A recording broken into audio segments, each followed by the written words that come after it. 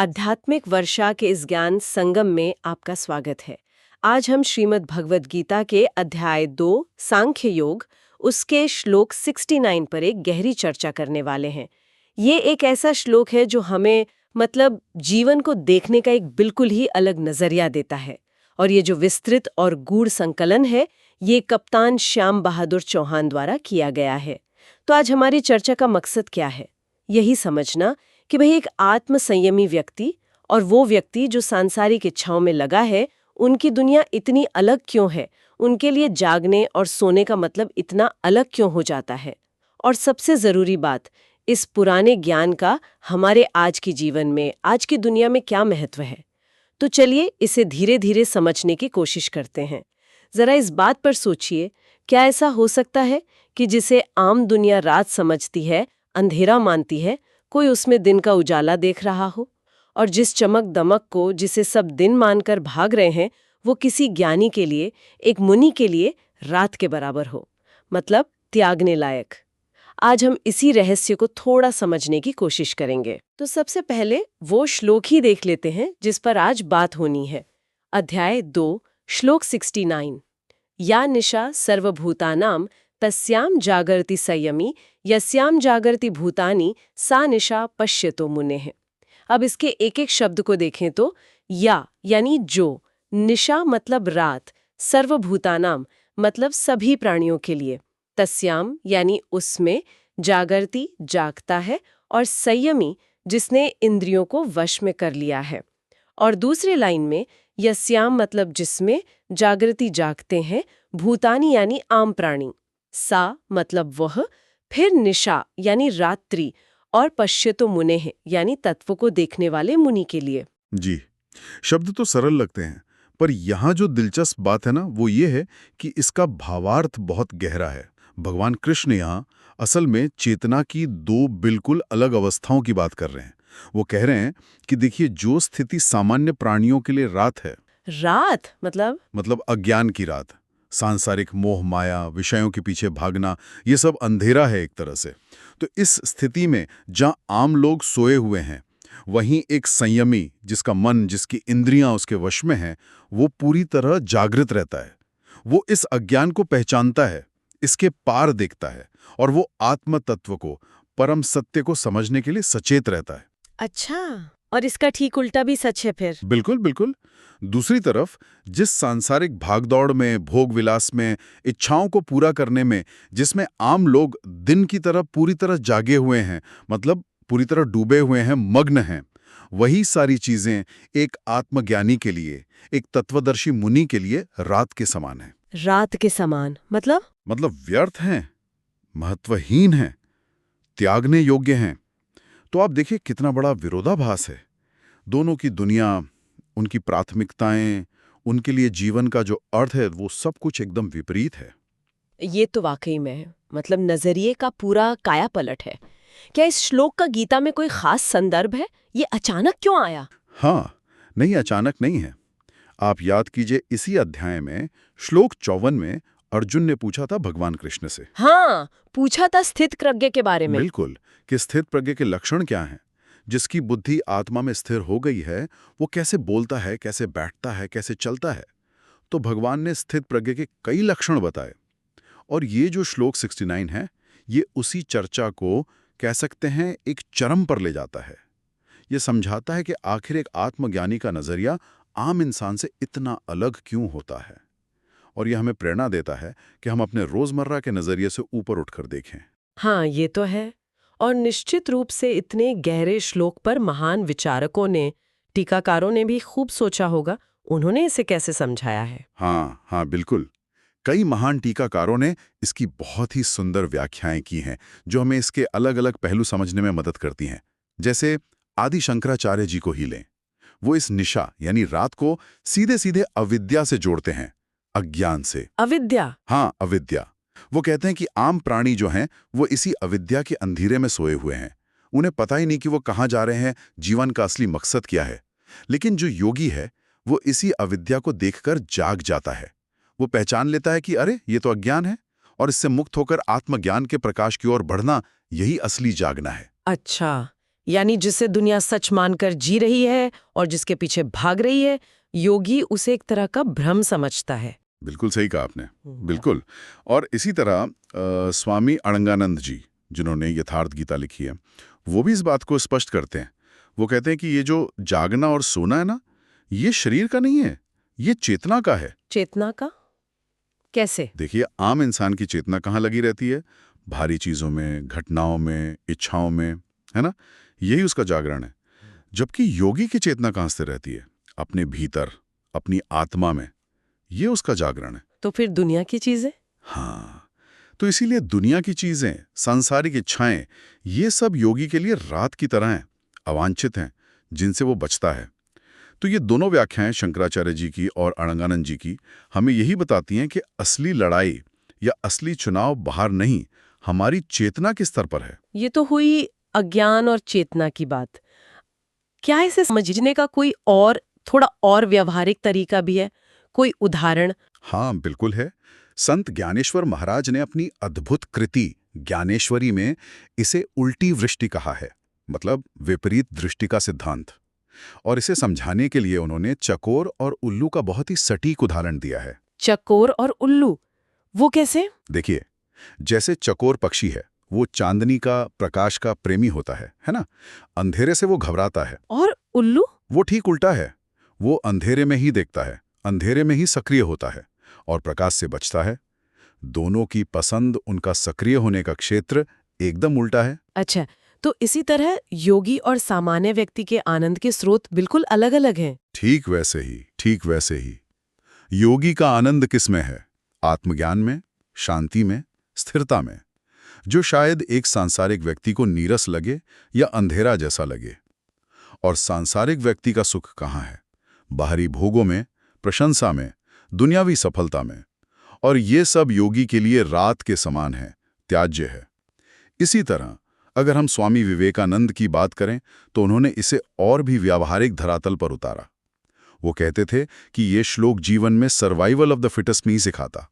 अच्छा, तो क्या सिखाता है? ये सिखाता है सर्वाइवल ऑफ द विजिलेंट, मतलब सबसे सजग के जीवित रहने का सिद्धांत। सबसे सजग का जीवित रहना? इसका क्या मतलब हुआ, थोड़ा और समझाएंगे? इसका मतलब यह है कि जीवन की दौड़ में असली विजेता वो नहीं है जो शारीरिक रूप से सबसे ताकतवर है या जिसके पास सबसे ज्यादा साधन है। नहीं, असली विजेता वो है जो मानसिक रूप से सजग है, जागरूक है, विजिलेंट है। वो व्यक्ति जो आंख बंद करके भीड़ के पीछे नहीं चलता, जो दुनिया की चमक-दमक और मोह माया के जाल में नहीं फंसता, जो अपनी बुद्धि और विवेक से ये निर्णय लेता है कि उसके लिए क्या सही है और क्या गलत, क्या उसके लिए दिन है और क्या रात है। वही व्यक्ति वास्तव में जागृत है और अंततः वही सफल होता है। यही सजगता, यही विवेक ही सच्ची जागृति है। ये सभी व्याख्याएं तो वाकई आंखें खोलने वाली हैं, अद्भुत। लेकिन अब सवाल ये उठता है कि इन इतनी गहरी बातों का आज की जो हमारी भागदौड़ भरी जिंदगी है, इतनी तनावपूर्ण जिंदगी है, उसमें क्या मतलब है? कहीं ये सिर्फ फिलॉसफी की बातें तो नहीं, या इनका कोई ठोस व्यवहारिक उपयोग भी है आज? नहीं, ये सिर्फ फिलॉसफी नहीं है। इनका आज के जीवन में बहुत गहरा और बहुत ही व्यावहारिक महत्व है। सबसे पहले तो आप मानसिक स्तर पर ही देखिए। आज की दुनिया में लोग कितनी जल्दी परेशान हो जाते हैं। हाँ, ये तो है, छोटी छोटी बातों से। हाँ, दूसरों की बातों से, आलोचनाओं से, असफलताओं से। ये श्लोक जो है, ये एक तरह से मानसिक सुरक्षा कवच का काम करता है। ये हमें सिखाता है कि देखो, जिन बाहरी घटनाओं से या लोगों की बातों से सारी दुनिया दुखी या उत्तेजित हो जाती है, हाँ, एक सजग व्यक्ति उनसे अप्रभावित रह सकता है। अप्रभावित?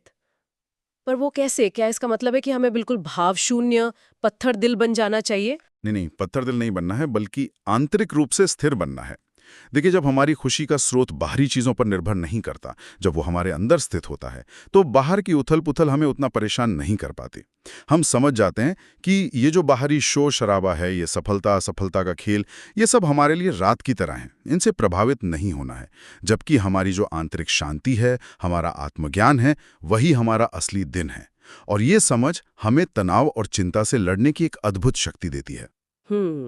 और सामाजिक जीवन में इसका क्या असर हो सकता है, समाज में रहते हुए? सामाजिक स्तर पर तो ये हमें भेड़चाल से बचाता है। आजकल देखिए ना, सोशल मीडिया का जमाना है। हाँ, बिल्कुल। हर कोई वही कर रहा है जो दूसरे कर रहे हैं। जो चीज ट्रेंडिंग है सब उसी के पीछे भाग रहे हैं।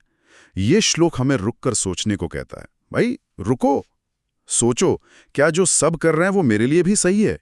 कहीं ये भीड़ मुझे गलत दिशा में तो नहीं ले जा रही?